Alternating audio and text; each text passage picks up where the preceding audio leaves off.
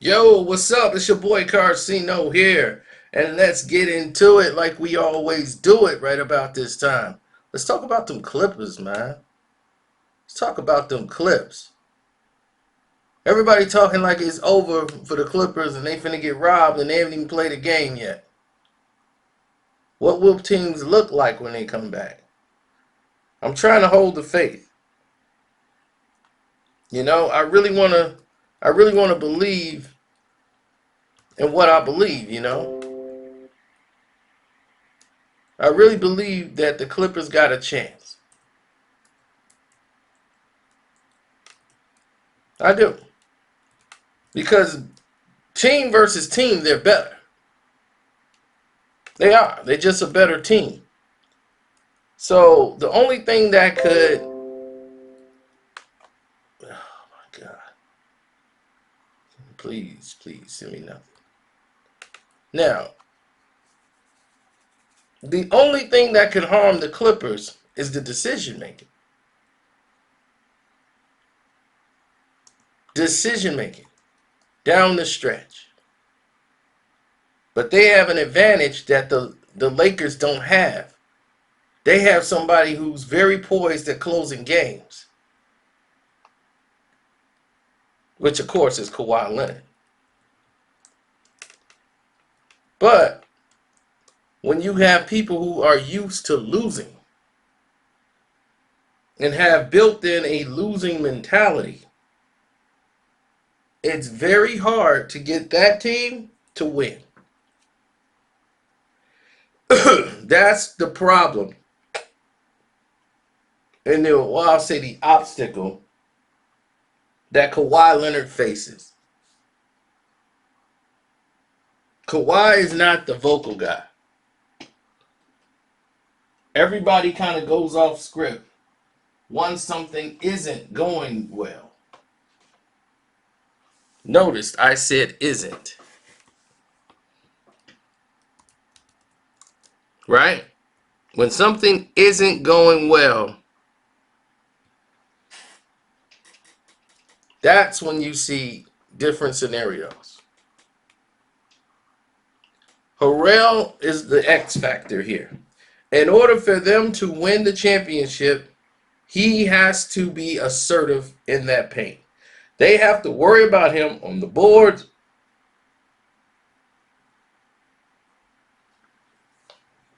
They're going to have to really figure what they're going to do with him. He cannot lag off in this series. He can't let the pressures of the referees, because they're going to blow that whistle on him. He can't unravel. Can't look at that scoreboard and get unrattled and start throwing up shots. But he's not really, I won't say he's used to losing. He's used to panicking and shutting down, getting frustrated, instead of staying focused with tunnel vision. And that's why Kawhi is here, to get the maximum effect out of that talent. Now, Lou Williams.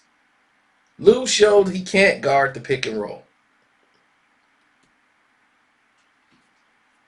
So you have to always watch Lou Williams when he's in the game involved in pick and roll situations. Because in pick and roll situations, Lou kind of tunes out. Lou has been on so many teams and has been a great six-man coming off the bench. Why? Because they don't feel that his style of play fits being a starter. The only reason Lou is not on the Lakers is because he would not go with the idea of tanking games. So they had to trade and get rid of him.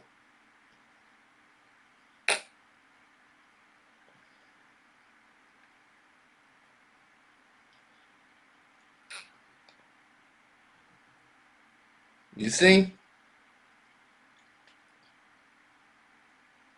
The other factor,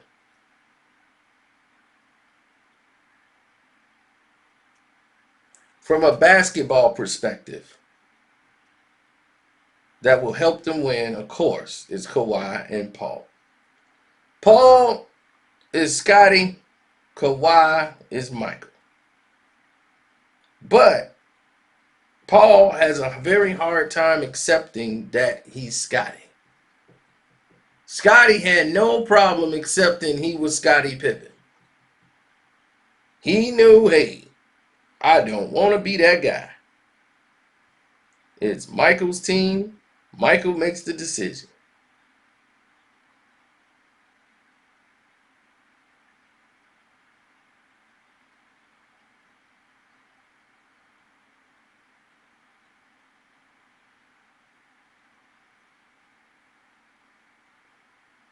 Well, an average of 8.4 per game, I think, as far as when they play together.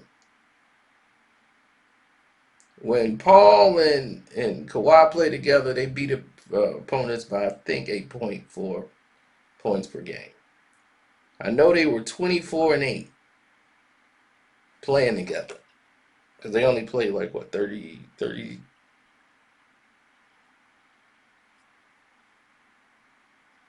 They played in 32 games, I think, or something like that. You don't hold me to that. Now, at times, Paul George get hot.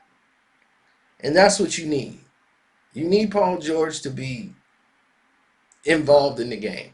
If he's not involved offensively, and he knows now he's alleviated with having to be the guy down the stretch, you got a guy that can close down the stretch.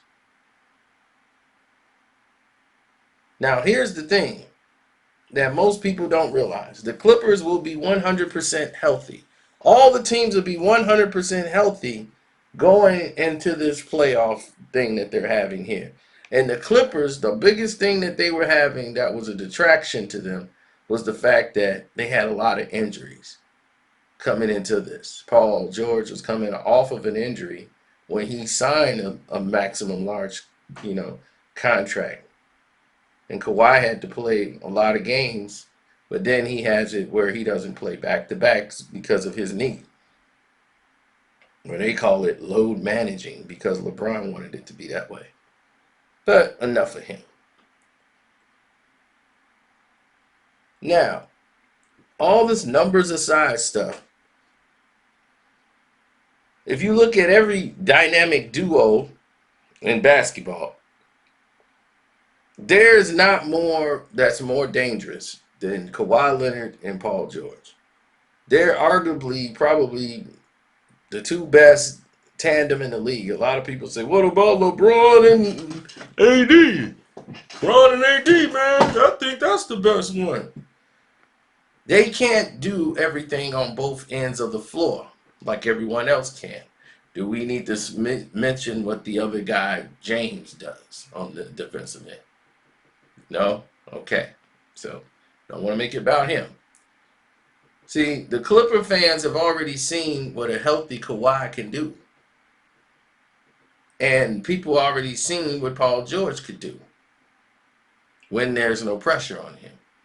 See, Pat Bev, he knows how to frustrate people. He knows how to make them work when they don't want to work.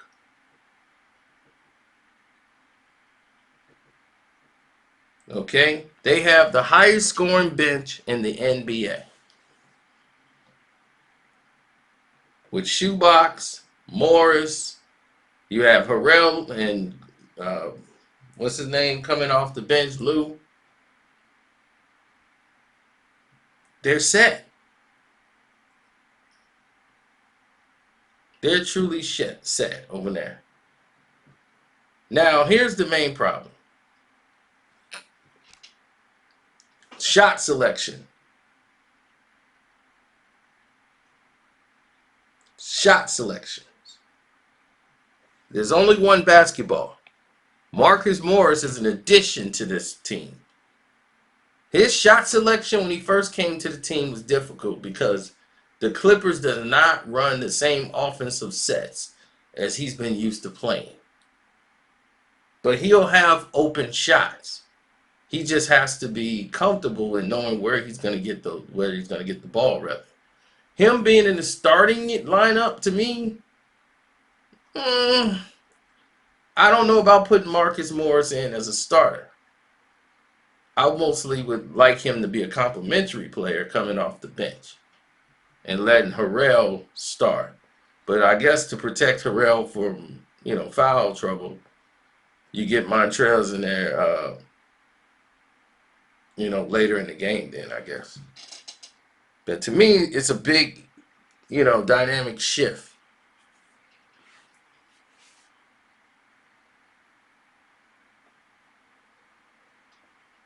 Now, to me, the X factor in here is not JaMychal Green. Green knows his role. The people I worry about is two players. Landry Shamet and Reggie Jackson. Shamet, because he's a kid. He's 23 years old, but he's outplayed all of the guys in practice for the position. And right now he's connected on 39% of his three-pointers. And when his looks at the rim this season, if he gets to look at the rim and shoot, he's shooting damn near 70%.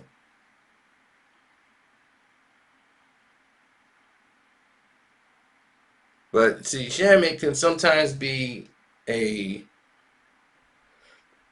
liability on the pick and roll. And Doc got a short hook when it comes to pulling people out of rotations.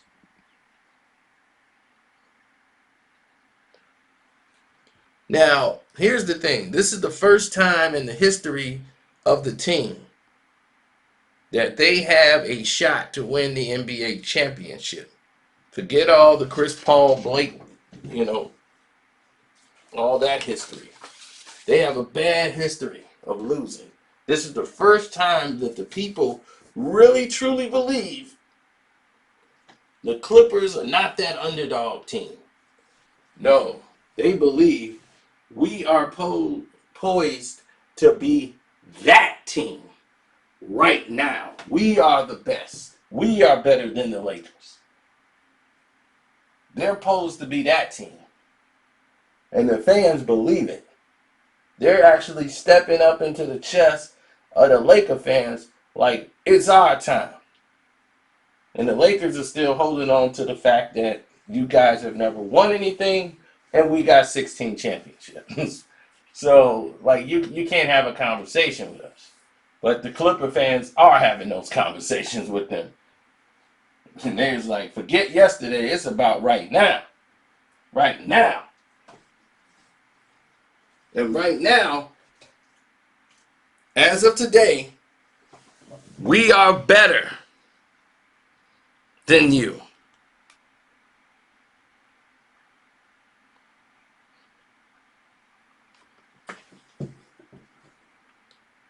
Well, the fans like, look, we got the roster, we got the coach, we got the owner, we got the city. Everybody in LA, Laker fans included, they are extremely confident that they can get beat by the Clippers. They got championship DNA from their coaching staff to the roster. So they got championship DNA in the locker room. They know what it takes to win. And then they're going to get excited to get it going because this is what they've been playing for. So the Clippers are not going to go gentle into that good night.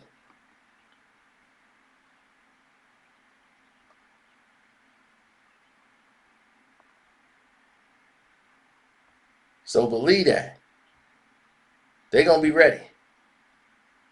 It's your boy Carcino, man. Don't forget to support the page. Click the link in the description box. Let me know what's up in the Streamlab. And definitely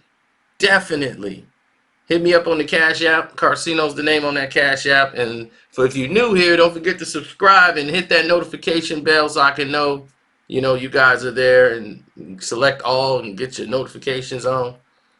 I'm out.